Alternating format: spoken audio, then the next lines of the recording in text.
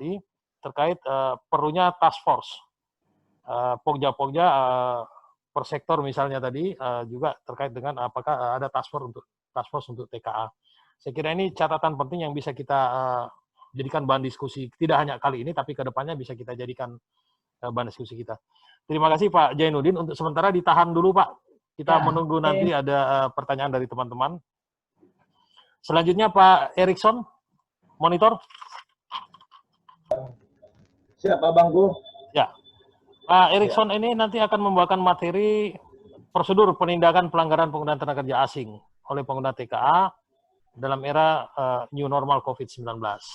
Tema ini cukup menarik karena terkait dengan apa yang harus dilakukan oleh teman-teman pengawasan ini, khususnya di era new normal ini. Pak Erikson, sama, Bapak punya waktu 20 menit untuk memaparkan. Saya persilakan Pak Erikson. Terima kasih Bang Giawan. Assalamualaikum warahmatullahi wabarakatuh. Selamat siang dan salam sejahtera untuk kita. Ya, terima kasih. Perkenankan saya menyapa para pimpinan. Sehubungan ini saya yang paling bahagia nih. Pimpinan-pimpinan dari eselon 2 dan eselon 1. Sehingga saya bisa ikut hadir untuk menyampaikan hal terpenting fakta lapangan. Namun sebelumnya yang dimuliakan Menteri Tenaga Kerja serta Pak PLT Dirjen Binwastaker, Pak Irjen Polisi Iswandi Hari, dan juga Direktur Pengawasan Pak Bernawan. Siap, terima kasih diizinkan untuk menyampaikan materi serta pembahasan penanganan TKA di Indonesia.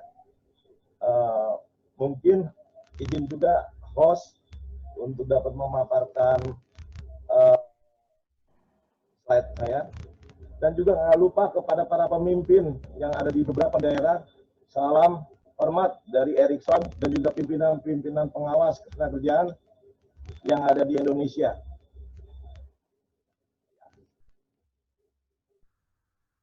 Lanjut di nomor 23.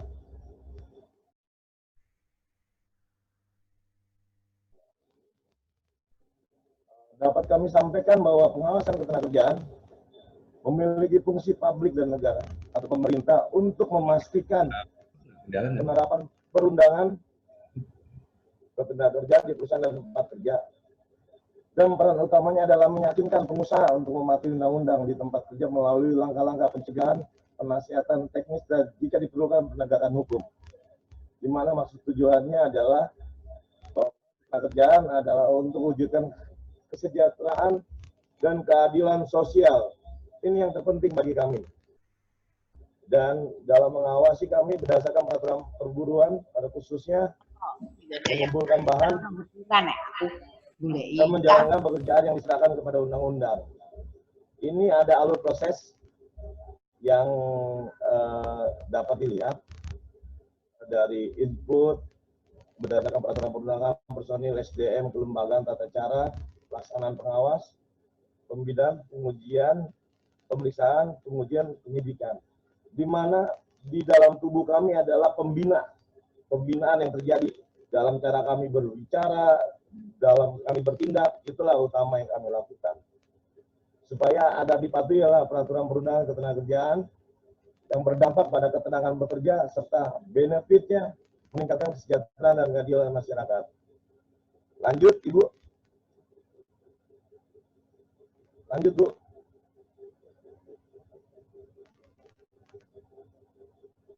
Ya, kenapa saya harus menggambarkan rasio kebutuhan ideal di negara berkembang ini?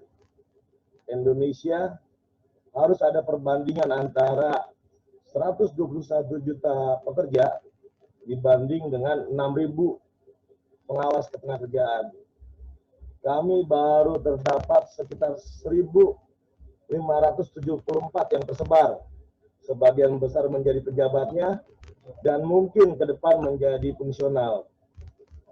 Pengembangan pengawasan yang akan kita lakukan, sarana prasarana dari peningkatan sarana prasarana, metode pengawasan yang kita tingkatkan, karena perlu menjadi informasi lanjut. Boleh lanjutin slide-nya, Bu.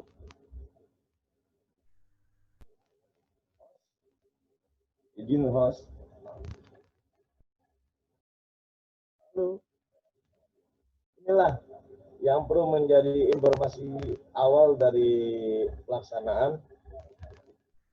Prinsip umum pengawas ketenagakerjaan dilaksanakan oleh pengawas yang mempunyai kompetensi dan independen yang ditetapkan oleh Menaker, yang dilakukan oleh unit khusus dalam menyelenggarakan urusan pemerintah di bidang ketenagakerjaan, pemerintahan pusat dan daerah khusus saat ini di provinsi, yang pelaksanaannya berada di bawah supervisi dan kontrol pemerintahan pusat. Ada 10 prinsip.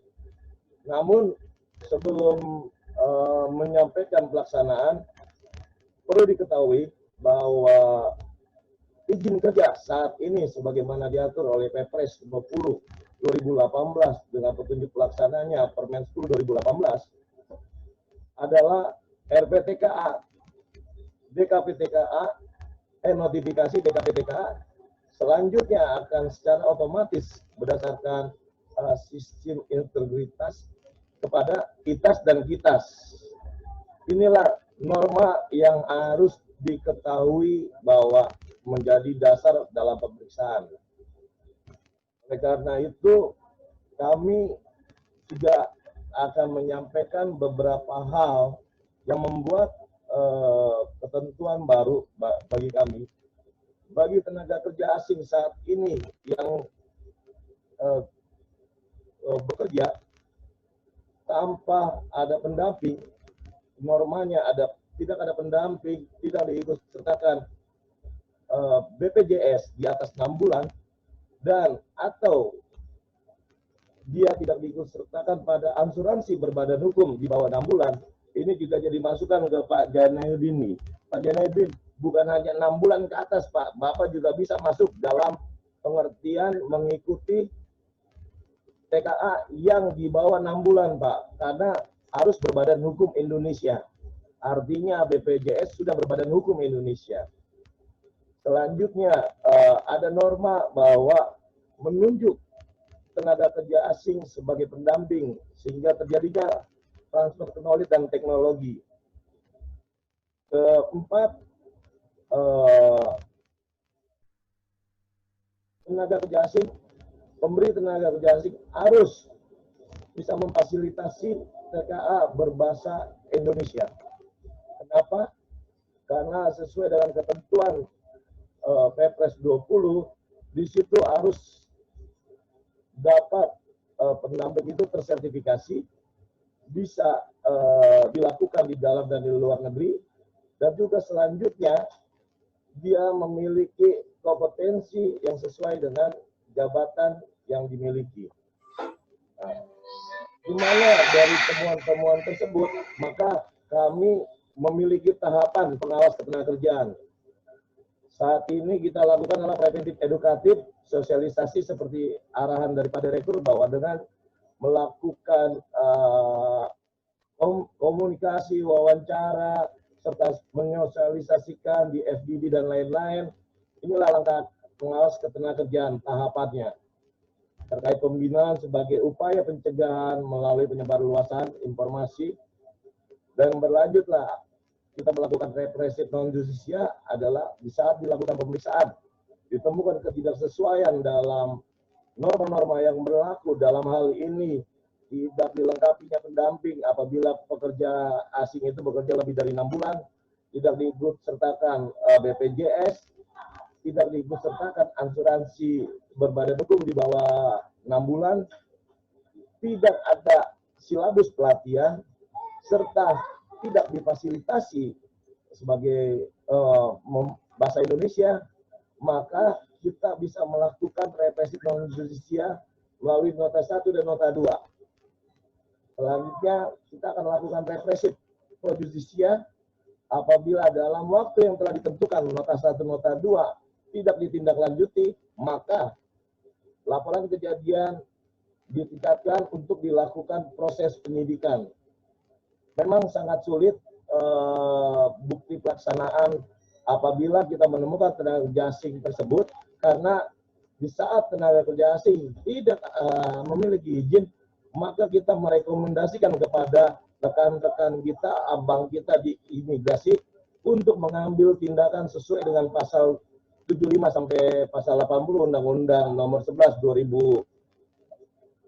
nomor 6 2011, bahwa tindakan deportasi baik itu peringatan, deportasi biru, merah, serta cegah tanggal atau didetensi. Di kami saat ini sesuai dengan Permen, halo, siap, sesuai dengan Permen, bisa kedengaran Pak Giawan? Izin, Pak Giawan, boleh lanjut? Kedengaran, Bang Erik, lanjut. Ya. Berdasarkan Permen nomor 1 tahun 2020, khususnya pasal 9A, jenis tindakan yang dilakukan adalah sebagai preventif, edukatif, represif, pro-justisia.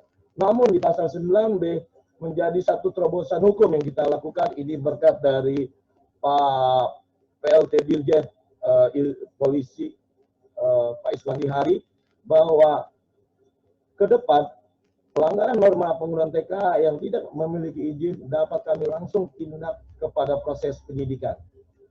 Atau perbuatan pelanggaran yang di bidang ketenagakerjaan yang menjadi perhatian masyarakat luas, pelanggaran norma kerja lainnya yang selalu dari A, saya tidak menyebutkan itu melanggar, tidak diikut sertakan BPJS, terjadi kecelakaan kerja dan lain-lain, berulang, maka kita proses penyidikan. Khusus untuk tindakan pengawas ketenagakerjaan dalam penggunaan tenaga kerja asing, pertama kami akan melakukan meminta keterangan pada pimpinan perwakilan perusahaan TKA, TKI pendamping, serta pekerja yang berkaitan dengan temuan melalui berita acara pemeriksaan ketenagakerjaan. Atas temuan tersebut, pelanggaran dalam penggunaan wajib dibuatkan nota pemeriksaan sebagai peringatan atas ketidakpatuhan dalam penggunaan TKA. Dan berlanjut, memerintahkan dan melarang TKA yang melanggar ketentuan persyaratan penggunaan TKA atau tidak dilengkapi izin kerja untuk keluar dari lokasi kerja perusahaan. Pelanggaran atas ketentuan persyaratan penggunaan TKA dan penyalahgunaan RPTK notifikasi serta izin kerja TKA dapat diambil tindakan berbentuk rekomendasi yang ditujukan kepada 1. Penundaan sementara proses pelayanan perizinan TKA kepada Direktorat PTKA saat ini adalah Pak Haryanto, pimpinan kita juga senior, serta penghentian proses pelayanan perizinan, kemudian pencabutan izin TKA masing juga dengan Pak Haryanto. Nah, selanjutnya tindakan keimigrasian dalam bentuk deportasi, cekal DPO kepada Ditjen Imigrasi dan menindaklanjuti ke tahap penyidikan terhadap pelanggaran pidana. Inilah tahapan serta tindakan pengawas ketenagakerjaan yang kita lakukan. Boleh lanjut, host?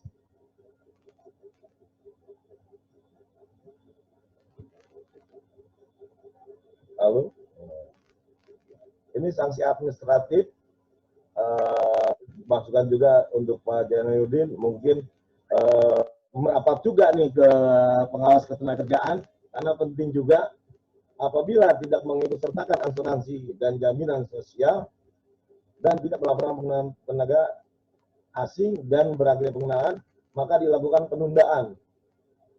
Apabila tidak memiliki RPTKA, tidak menunjuk tenaga pendamping, tidak melaksanakan diklat tenaga pendamping, dan tidak memfasilitasi pendidikan pelatihan bahasa Indonesia, maka dihentikan perizinan penggunaan TKA.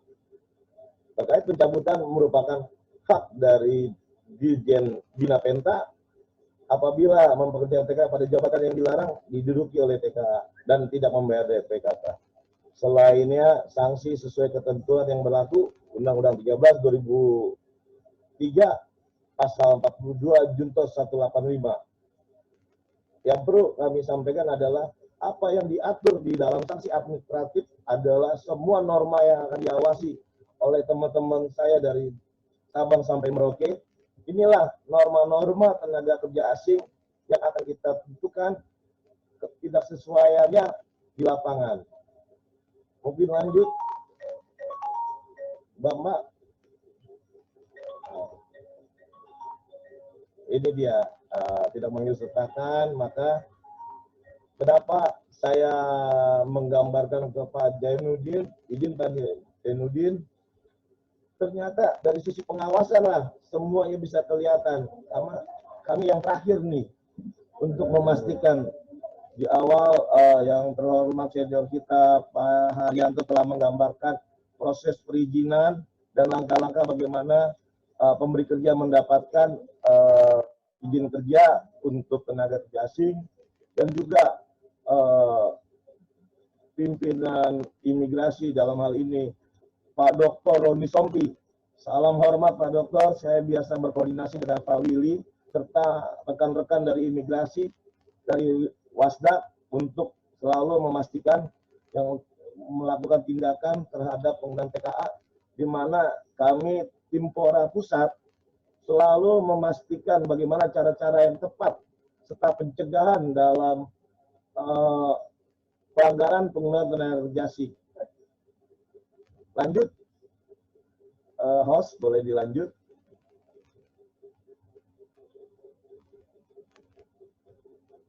Ya. Sanksi administratif selanjutnya penghentian sementara proses perizinan. Ini kami sampaikan adalah karena bagi tenaga kerja asing yang sudah dilengkapi izin kerja, seperti yang tadi saya sampaikan, yang menjadi poin izin kerja saat ini adalah RPTKA, notifikasi, DKPTKA, ITAS dan KITAS. Ini adalah 5 yang menjadi dasar perizinan sesuai dengan Perpres 20/2018.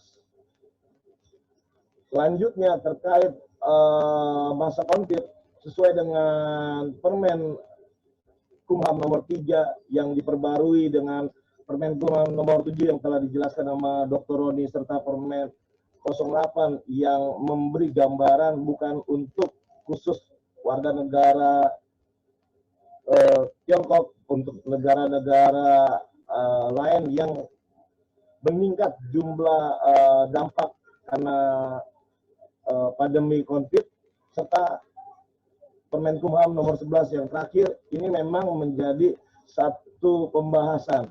Kami ini terakhir yang akan memastikan di lokasi kerja. Apabila kami melihat tenaga kerja asing dalam lingkup lokasi perusahaan merupakan wilayah kewenangan pengawas ketenagakerjaan sebagaimana diatur di pasal 33 Peraturan Presiden nomor 20 tahun 2018. Lanjut Bapak.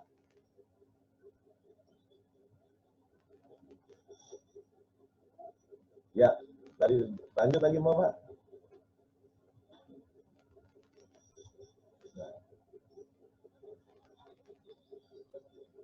Ini pencabutan sanksi apabila telah memenuhi sebagaimana ketentuan yang berlaku. Tetapi saya sangat mendengar, sangat mengikuti dari awal sampai akhir permasalahan yang dibahas, dan kebetulan kami yang selalu mengalami permasalahan tersebut. Dari bagaimana untuk menentukan lanjut Pak. Sebenarnya slide saya banyak, tapi permintaan dari pimpinan untuk membawa supaya tidak bersamaan. Mungkin tadi ini sudah disampaikan oleh Pak Yanto, biarlah slide-nya ke depan Pak. Boleh ke depan Pak, terkait fungsi pengawasan. Ini tadi disampaikan oleh Pak Yanto, Kemenaker 228 tahun 2009, apabila telah ditentukan jabatan sebanyak 224 dengan kategori perkembangan dengan penggalian 592. Dan banyak pertanyaan saat ini, bagaimana di bidang pelatihan vokasi e-commerce dan migas Indonesia. Saat ini selain jajaran direksi dan direktur, jajaran direksi dan komisaris, maka untuk jabatan-jabatan pendidikan dan pelatihan di bidang vokasi, e-commerce dan migas, khususnya di K3S-nya, dapat menduduki jabatan lebih dari, dapat rangkap jabatan lebih dari satu. Artinya, kenapa filosofinya adalah yang dihadirkan ke Indonesia bagi tenaga kerja asing ada dua. Satu, memiliki membawa investasi. Kedua, memiliki investasi. Membawa kalian. Sehingga sangat sayang kalau misalnya kalian itu tidak dipergunakan secara bersama dan berkesinambungan. Itulah filosofi yang selama ini kenapa bisa untuk khusus jabatan pada sektor pendidikan dan pelatihan vokasi, e-commerce dan migas, khususnya K3S dapat rangkap jabatan. Mungkin biar tidak pakai slide, saya menyampaikan tentang lanjutan khusus kasus pertama. Saya izin kepada abang saya yang tersayang, Bang Hani Kakirisa, yang telah membantu pada tahun 2014 dan sampai 2015, bahwa di situ ada 1.600 pelaut dari Thailand yang tidak bisa keluar dari Indonesia dikarenakan kebijakan dari pemerintah kita, khususnya KKP. Mereka hanya menggunakan dasuskin tanpa memiliki izin kerja. Namun menjadi satu pandangan internasional bahwa Indonesia bagian dari perbudakan yang terjadi. Namun setelah ditangani bersama, Bang Hani, terima kasih, dengan jajarannya di Ambon, kita diakui oleh internasional, oleh IOM, bahwa kita menghitung hak-hak pekerja asing yang tanpa izin terhadap hak-hak sesuai ketentuan yang diatur selama di tampung di Maluku. Hal itu menunjukkan bahwa orang asing pun kita lindungi di dalam pelaksanaan norma. Dan kedua, perlu menjadi informasi juga bahwa apabila terjadi ketidaksesuaian pandangan dalam dalam implementasi penggunaan tenaga kerja asing, itu dikarenakan ada satu tabrakan norma yang perlu didalami. Contoh salah satu izin Pak Doktor Komisobi, ya, bahwa sesuai dengan Permenkumham nomor 51 tahun 2006, khususnya pasal 22 dan juga pasal 22B A dan B. Bung Erik, Bung Erik, ya, waktu Anda tinggal 2 menit, Bung Erik. Oke, Pak. Ini hanya menyampaikan doang dari sisi tertentu. Ada tabrakan ini yang penting menjadi pandangan bersama. Artinya di situ dikatakan dapat mencoba bekerja. Sedangkan di kami dikatakan apabila melakukan satu kerjaan di Permen 10 pasal 15 kalau nggak salah, dikatakan di situ bahwa dalam mencoba melakukan kunjungan, membuat film, dia harus memiliki RPTK sementara, izin sementara. Nah, kenapa di lapangan terjadi? Inilah wisdomnya perlu ditingkatkan di Timpora, sehingga terkomunikasi cara-cara penanganan yang baik, cara-cara komunikasi yang baik, karena perlu menjadi informasi bahwa sesuai dengan Perpres 20 2018 yang dapat melakukan pemeriksaan terhadap penggunaan tenaga kerja asing hanya pengawas tenaga kerja dari Kementerian Tenaga Kerja atau pengawas dari provinsi serta pejabat pengawas di bidang wasdaq. Artinya inilah format petugas yang boleh melakukan pemeriksaan. Nah, selanjutnya karena begitu besarnya informasi isu yang seksi, makanya semua para pihak melihat. Namun ke depan apabila sudah mulai netral, hanya dua pejabat tersebut yang dapat melakukan. Dan perlu menjadi informasi lanjutan, saya berterima kasih kepada Pak Hari, Ketua KNK. Perpanjangan tangan kami ini sebenarnya di perusahaan adalah KNK. Bagaimana kami mengetahui satu pelanggaran terjadi di perusahaan kalau nggak dari teman-teman KNK yang menyampaikan bahwa fungsi kewenangan memang mirip, tapi secara utuh hanya sebagai perpanjangan tangan dari pengawas ketenagakerjaan. Nah, Pak Hari, jangan lupa ditingkatkan terhadap semua teman-teman KNK untuk selalu berkoordinasi dengan pembinanya, dalam hal ini pengawas ketenagakerjaan, sehingga dalam menciptakan suasana ketenangan bekerja dan berusaha di perusahaan sesuai dengan azas kepancasilaan, maka tercapailah Satu menit, tujuan, Bang Erik. ekonomi yang menjadi jalan. Ya Pak Giawan, terima kasih. Saya juga di sisi terakhir ini, intinya ada satu kebanggaan saya bisa mendengar dari Dr. Pak Rodi Sombi, Pak Arianto, serta teman-teman yang melihat. Jadinya selamat bekerja Bapak Ibu dari Sabang sampai Merauke, bahwa apabila permasalahan isu mengatakan kita dicegah atau kita menghalang-halang investasi, lakukanlah tugas kita dengan baik, bagaimana cara yang tepat mencapai berusaha dengan baik, dan tingkatkan kinerja.